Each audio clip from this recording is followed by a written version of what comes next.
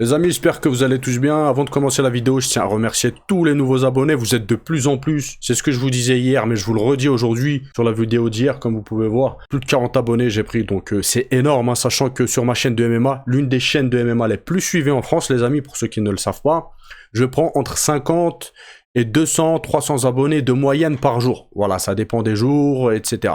Voilà, ça fluctue. Donc voilà, là, prendre 40-50 abonnés sur une vidéo, alors que ma chaîne a 2-3 semaines, c'est absolument énorme, les amis. Ma chaîne de foot, elle monte comme ça. Voilà.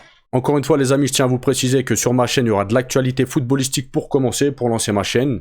Après, je vais rester sur l'actu football, mais je vais rajouter des défis footballistiques. Donc, je vais aller faire des micro-trottoirs, etc.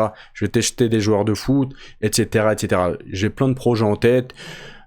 Tout comme ma chaîne de MMA, voire plus que ma chaîne de MMA, je vais m'investir parce que c'est plus facile d'aller tester des gens dans la rue en foot qu'en MMA. D'accord? C'est compliqué avec ma chaîne de MMA, je vais voir les gens, si t'arrives à me mettre une souplesse ou machin, tu gagnes 100 €.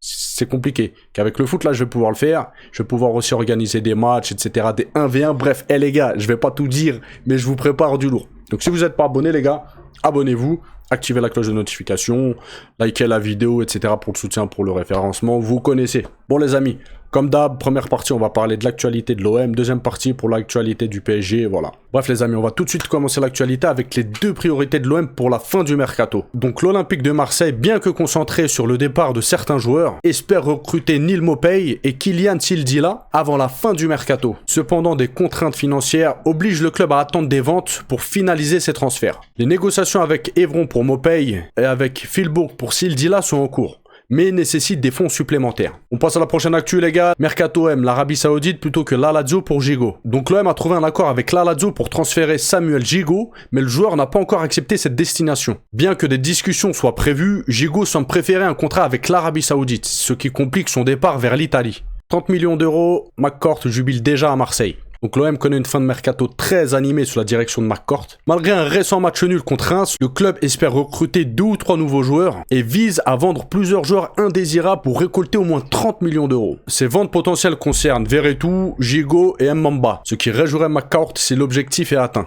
Maintenant, on va parler d'un indésirable qui a décliné une offre très lucrative du Qatar. Donc Azin Ounahi a eu l'opportunité de rejoindre El Sadd au Qatar avec un contrat de 5 ans et un salaire annuel de 7 millions d'euros, mais a finalement refusé cette offre. Bien que les négociations aient été avancées, le joueur de 24 ans sous contrat avec l'OM jusqu'en 2027 n'a pas été convaincu par cette proposition et préfère rester dans un club ambitieux malgré le fait qu'il ne figure pas dans les plans de l'entraîneur. Les amis, info de dernière minute, là je suis en train de faire la vidéo et je vois que l'info vient de tomber, donc je vous l'ai dit. Donc l'intitulé de l'article c'est « Coup dur à Marseille pour ce transfert de dernière minute ». Donc je vous fais un résumé de l'article. Donc, comme vous le savez, l'OM cherche à recruter Maupay pour remplacer Mumbania, blessé au genou. Mais Evron exige un transfert sec de 8 millions d'euros. Cependant, l'OM ne peut pas finaliser cette opération tant que des joueurs n'auront pas quitté le club, ce qui complique les négociations en cette fin de mercato. Donc, pour rappel, la fin du mercato, c'est le 30, dans deux jours. Donc, est-ce que ça va se faire ou pas? Restez branchés.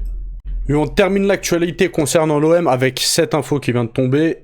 C'est officiel, ciblé par l'OM, Adli signe à la Fiorentina. Donc il a signé un contrat sous la forme d'un prêt payant de 1,5 million d'euros avec une option d'achat non obligatoire de 10,5 millions d'euros. Initialement ciblé par l'OM en cas de départ de Verretou, Adli a choisi de quitter l'AC Milan où il était tout simplement sous-utilisé pour rejoindre la Viola. Donc maintenant on va parler de l'actualité du PSG. Donc le départ de Skriniar du PSG vers l'Arabie Saoudite se complique en raison de l'intérêt d'El Nasr pour Mohamed Simakan.